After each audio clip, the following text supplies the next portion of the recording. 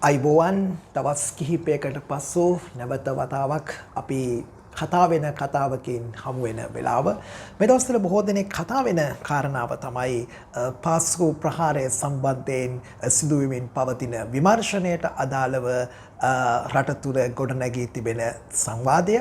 ඒක සමහරු නාට්‍යයක් විදිහට දකිනවා. එම නැත්නම් සමහරු මේ පාස්කු ප්‍රහාරය සම්බන්ධයෙන් සිදුවෙන විමර්ශනවල ඉතා පැහැදිලි තත්ත්වයක් බව සමහරු විශ්වාස කරනවා. විශේෂයෙන් හිටපු රාජ්‍ය බුද්ධ්‍යංශ ප්‍රධානියාව මේජර් ජෙනරාල් සලේව අත්අඩංගුවට ගැනීම සහ ඒ සම්බන්ධයෙන් සිදුවන ක්‍රියාදාමය පිළිබඳව බොහෝ දෙනෙක් මේ සමාජයේ අවධානය යොමුව තිබෙනවා. හැබැයි ඊට පසුව බොහෝ දෙනෙක් කතාබහට ලක්විය යුතුයි හැඟෙන සමහර කාරණා සිදු වුණා. නමුත් මේ පාස්කු ප්‍රහාරය සම්බන්ධයෙන් පවතින කාරණාව පිළිබඳව අපි යම් දේශපාලනික කෝණයකින් එහෙම නැත්නම් මේ රටේ මහජනතාව ඒ සම්බන්ධයෙන් දරන අදහස ගැන යම්කිසි අදහසක් එකතු කරන්නට කල්පනා කළා. විශේෂයෙන් අධිකරණය තුළ සිදුවෙන විමර්ශන කටයුතු වලට කිසිදු බාධාවක් නොවන පරිදි නමුත් ඉන් පිටත සිදුවෙච්ච යම් කාරණා සම්බන්ධයෙන් අපේ අදහස එකතු කරන්නට තමයි අපි කල්පනා කරන්නේ. බොහෝ දෙනෙක් විශ්වාස කළා මේ පාස්කු ප්‍රහාරය සම්බන්ධව වින්දිතයන්ට සාධාරණය ඉටු විය යුතු බව. ඒ ගැන කිසිදු සැකයක් නැහැ. නමුත් ඒ සම්බන්ධයෙන් වන ක්‍රියාදාමය ගැන තමයි යම් කිසි විදිහක අදහස් කිහිපයක් දේශපාලන පොරපිටියේ අපට දකින්නට ලැබුණේ.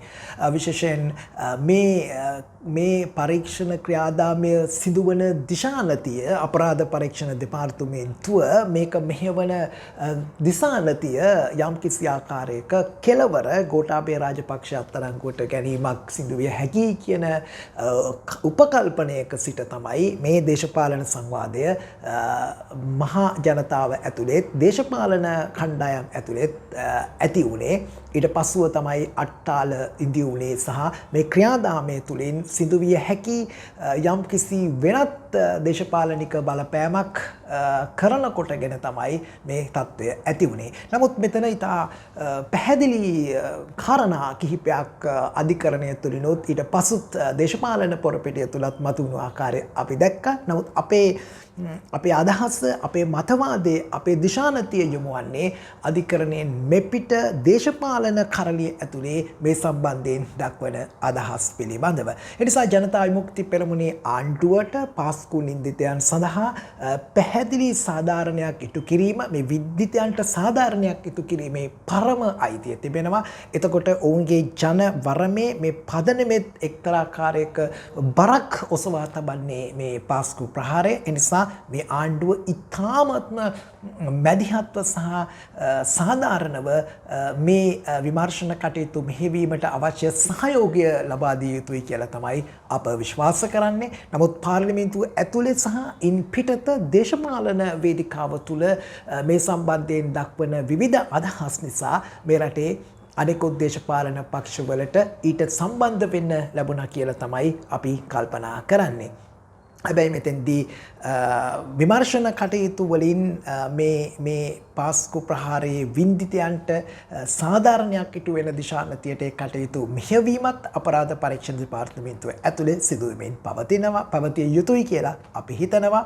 නමුත් බොහෝ දෙනෙක් ප්‍රශ්න කරන කාරණාව තමයි ඒ අවස්ථාවේදී ආරක්ෂක ලේකම්වරයාව හිටපු CID ප්‍රධානියා බවට පත් වෙලා හිටපු අය තමයි මේ පරීක්ෂණ මෙහෙවන්නේ. එතකොට ජෙනරාල් සලේ විතරක් කොහොමද මෙහි වග උත්තරකරුවෙක් වන්නේ කියන එක පිළිබඳව සංවාදයක් මතුව තිබෙනවා. මේක අධිකරණය ඇතුලේ නිවැරදි දිශානතියට මේ පරීක්ෂණ කටයුතු මෙහෙවන විට අපට දකින්නට පුළුවන් කමක් ලැබෙයි සත්‍ය වශයෙන්ම සිදු වුණේ කුමක්ද කියන කාරණාව. නමුත් ඒ තර්කය තුළ යම්කිසි සාධාරණත්වයක් තිබෙන බව අපට දකින්නට තිබෙනවා.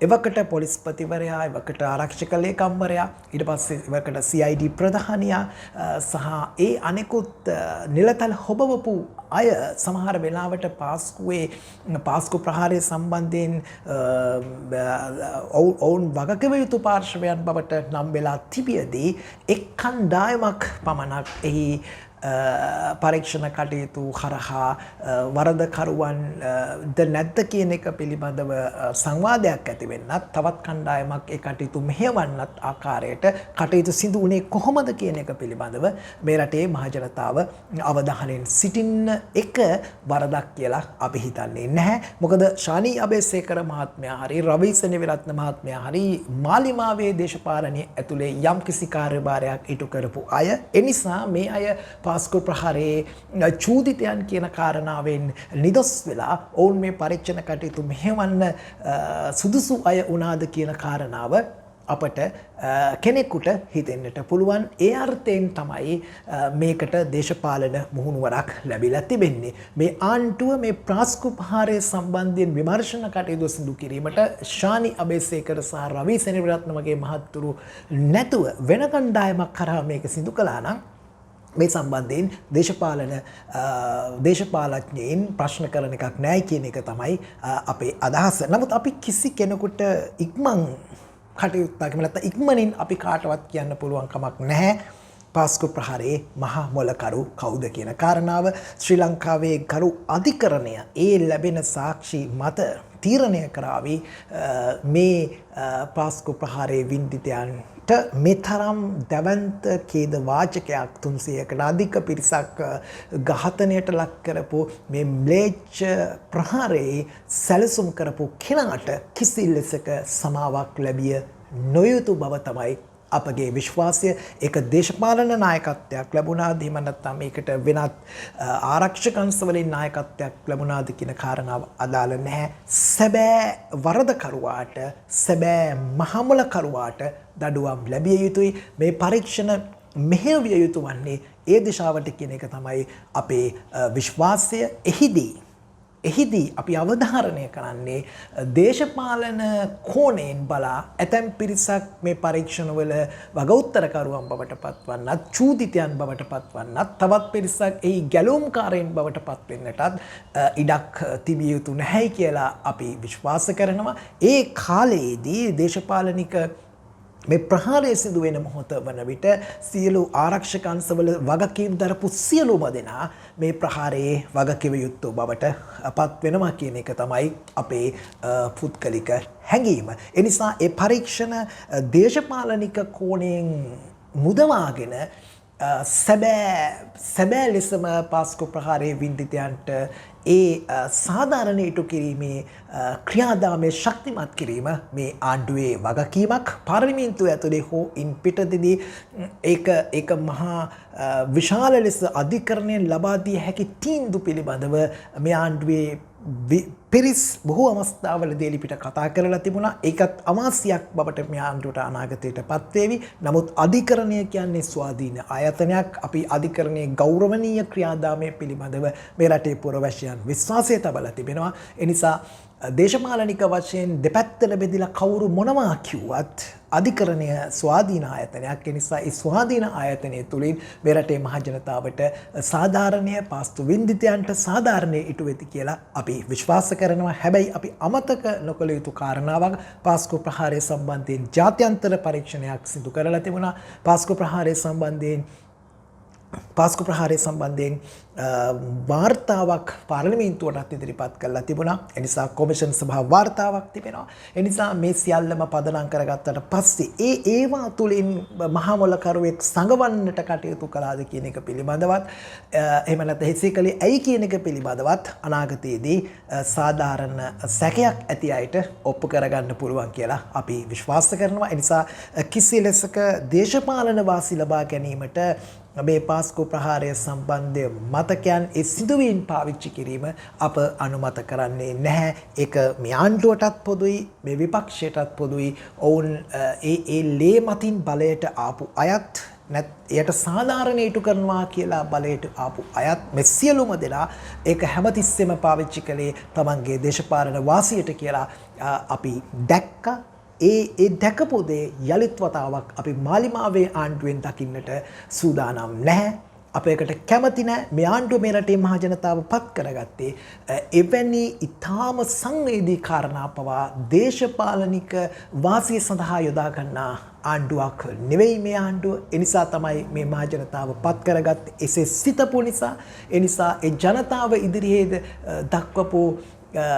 දක්වපු තමන්ගේ ඒ නිකලල්කම, ඒ දේශපාලනික විශිෂ්ටත්වය පෙන්눔 කිරීමේ අවස්ථාවල් මේ ආණ්ඩුවට ලැබෙමින් තිබෙනවා. ඔවුන් සමහර ඒවාට පයින් ගහනවා. නමුත් අපි විශ්වාස කරනවා මේ පාස්කු ප්‍රහාරය සම්බන්ධ විමර්ශන කටයුත්තේදී ආණ්ඩුව මීට වඩා විධිමත් හැසිරීමක්, මීට වඩා ප්‍රඥාවන්ත හැසිරීමක් මේ රටේ මහ ජනතාව ඉදිරියේ දක්වනවා නම් හොඳයි කියලා ඔවුන් මේ සම්බන්ධයෙන් දරන අදහස් පාර්ලිමේන්තුව ඇතුළේ ඉන් පිටදීත් ප්‍රකාශ කළා. නමුත් ඒ අධිකරණ ක්‍රියාවලිය පිළිබඳව ඔවුන්ගේ අදහස් දැක්වීම සුදුසුයි කියලා අපි විශ්වාස කරන්නේ නැහැ.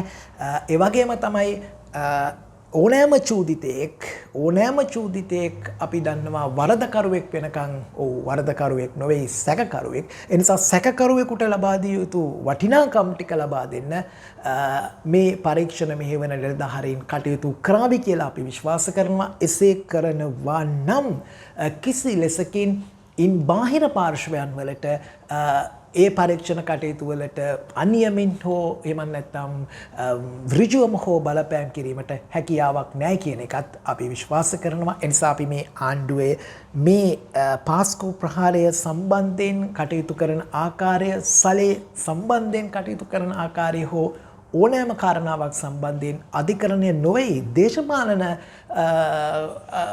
කටයුතු කරන ආකාරය පිළිබඳව අපි සවිඥානිකව බලා සිටිනවා. මේ ආණ්ඩුව බලයට පත් වුණේ 69 ලක්ෂයක් වූ ගෝඨාභය රාජපක්ෂගේ ඡන්ද වලින්, ඒ ඡන්ද වලින්ම තමයි මේ ආණ්ඩුව බලයට පත් වුණේ. ඒ නිසා රාජපක්ෂලාට ගහන්න හැමතිස්සෙම හැම දෙයක්ම පලිහක් කර යොදා ගන්න උත්සාහ කරනවා නම් ඒ ප්‍රතිඵලත් ඉතා ඉක්මනට මේ ආණ්ඩුවට භුක්ති විඳින්න වේවි කියලා අපි විශ්වාස කරනවා. නමුත් ඒ සඳහා පාස්කු ප්‍රහාරය සම්බන්ධ පරීක්ෂණ යොදා ගැනීම ගාවාට ඒ දේශපාලනික අරමුණු සඳහා පාස්කු ප්‍රහාර සම්බන්ධයෙන් වින්දිතයන් වෙනුවෙන් කරන මේ ස්වාධීන පරීක්ෂණයන් යොදා ගන්නවාට අප කැමති නැහැ.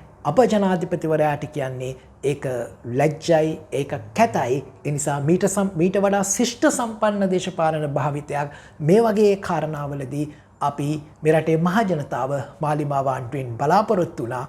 ඒක යම්තාක් ප්‍රමාණයකටවත් ඉෂ්ට කරන්න මේ ආණ්ඩුවට හැකියාවක් ලැබේවා කියලා අපි ප්‍රාර්ථනා කරනවා. අපි යලිත් හමු වෙමු කතා වෙන කතාවකින් යලිත් දවසක.